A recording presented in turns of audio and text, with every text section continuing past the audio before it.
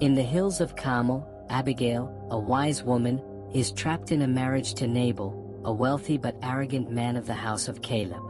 Nabal owned 3,000 sheep and 1,000 goats, and it was the time of sheep shearing, a festive occasion marking the harvest of wool. As Nabal feasts and revels in his foolishness, David, the future king of Israel, humbly requests provisions for his men after protecting Nabal's flocks. But Nabal insults him, and David prepares for revenge. Abigail, acting quickly, gathers provisions and risks everything to meet David, pleading for peace. Her wisdom saves her family, but Nabal's pride leads to his demise. Now, Abigail faces a new future with David. In today's world, how often do we let pride and vengeance cloud our judgment?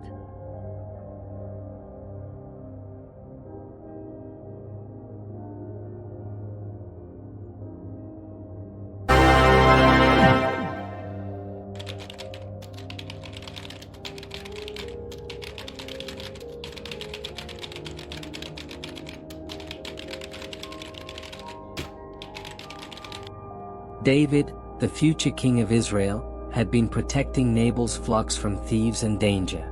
In return, David sent a simple request for provisions. A humble request, given all that David had done. But Nabal, drunk on his own wealth and arrogance, refused. He mocked David's name, and with that, he sealed their fate.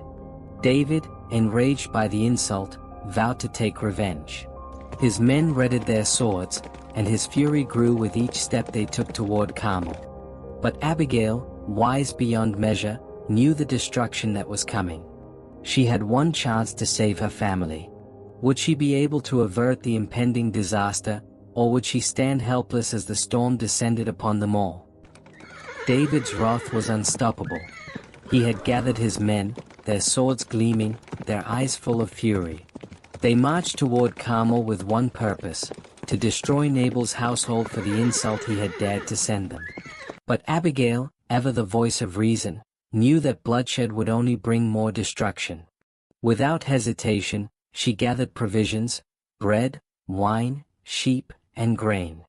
The supplies were loaded onto her donkey as she set out toward David's camp. There was no time to waste. If she didn't act swiftly, her family would be wiped out in an instant. The distance between Abigail and David's army grew smaller with each passing moment. She couldn't help but wonder if she would arrive too late, if David's fury would already have been unleashed. As she rounded a bend in the road, there he was, David, with his men. Would she be able to stop him before it was too late? 1 Samuel 25 verses 14 to 22. As Abigail approached David, her heart pounded in her chest. She dismounted from her donkey and bowed before him, offering herself as the one to take the blame for her husband's foolishness. "On me alone, my lord, be the blame," she pleaded. "Please, let your servant speak, and hear the words of your servant." David's anger still burned hot, but there was something in Abigail's words, her calm demeanor, that made him hesitate. Her wisdom and grace were undeniable. As she spoke of peace, of the Lord's protection, David's fury began to wane. He lowered his sword, acknowledging that Abigail had saved him from bloodshed. "Blessed be the Lord who sent you to me today," David said, his voice softened. The immediate danger had passed, but Abigail knew this was only a temporary reprieve. What would happen when she returned to her home? Would Nabal face the consequences of his actions, or would his pride lead to something far darker? 1 Samuel 25 verses 23 to 35. As Abigail returned home, she found Nabal in the middle of a great feast, his heart still consumed by his arrogance. He was oblivious to the danger that had nearly destroyed him. Abigail said nothing, waiting until morning to tell him of her actions. When she finally told Nabal of how she had saved them from David's wrath, his face turned pale. He was struck by the weight of his own foolishness, but it was too late. His heart failed him. 10 days later, Nabal died. It was the Lord's judgment. Abigail was left to deal with the aftermath of his pride, unsure of what the future held for her. But David, now fully aware of the death of Nabal, sent word to Abigail. What did this mean? Would David offer her a chance at a new life, or would she be left to face the consequences of her choices alone? 1 Samuel 25 verses 36 to 38. Days after Nabal's death, Abigail was still grappling with the enormity of everything that had transpired. Her future was uncertain, and she feared that the life she knew was slipping away. But then, David's messengers arrived. David, now king, had taken note of Abigail's wisdom and courage. He sent a proposal. He wanted to take her as his wife. The news struck Abigail like a thunderbolt. She had never expected such a turn of events.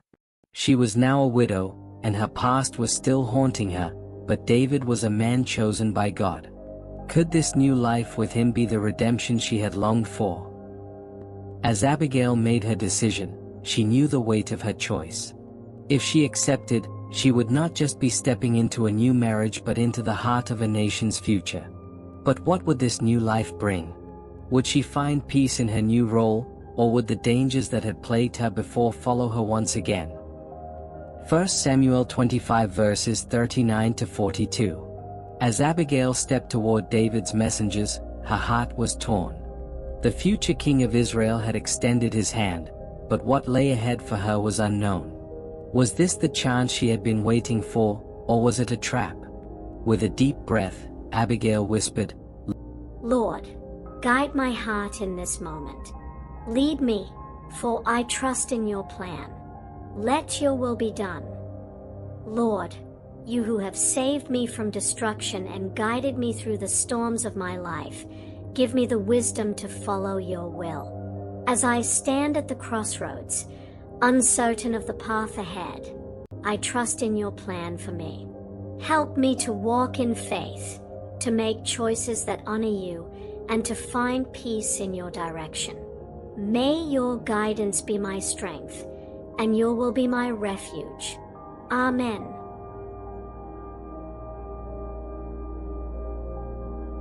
Thank you for watching. Kindly subscribe for more videos.